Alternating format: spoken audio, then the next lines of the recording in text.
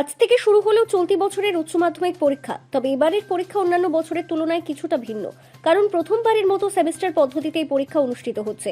এদিন সকাল থেকে শিলিগুড়ি, জলপাইগুড়ি, কোচবিহার, আলিপুরদুয়ার, মালদা সহ উত্তর ও দিনাজপুর জেলার বিভিন্ন পরীক্ষা কেন্দ্রে ছাত্রছাত্রীদের উপস্থিতি লক্ষ্য করা যায়। প্রিপারেশন নিয়েছে ভালোই, এখন দেখি কোশ্চেনটা দেখলে বুঝতে পারবো কিরকম কি।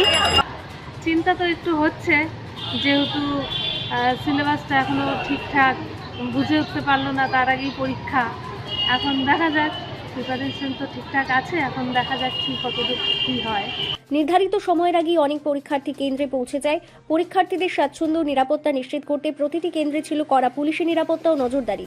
পাশাপাশি ট্রাফিক ব্যবস্থাও ছিল চোখে পড়ার মতো, যাতে যানজটের কারণে কোনো পরীক্ষার্থীর অসুবিধা না হয়। মানে সেমিস্টার করে দিচ্ছে আমাদের, এখন নতুন সেমিস্টার করে দিচ্ছে এখন। তাই এটা কি নতুন পদ্ধতি? হ্যাঁ, নতুন পদ্ধতিতে করছে আমাদের এখন। কতটা ভালো কি যদি একটু বলো। মানে সেমিস্টার করে ভালোই করছে এখন তো। তো এর এই মানে জীবনের দ্বিতীয় বৃহত্তম পরীক্ষা দিতে যাচ্ছ, কতটা প্রিপারেশন বাকি যদি একটু বলো। প্রিপারেশন নিচে, এখন দেখি এখন পরীক্ষা হয়ে যায়।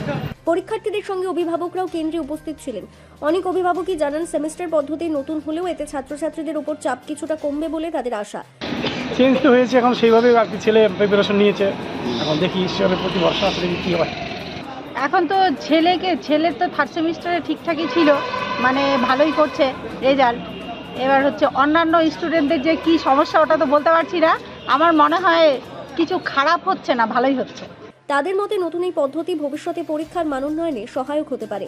প্রশাসনের তরফেও জানানো হয়েছে, সুষ্ঠু ও শান্তিপূর্ণ পরিবেশে পরীক্ষা সম্পন্ন করতে সব রকম ব্যবস্থা গ্রহণ করা হয়েছে।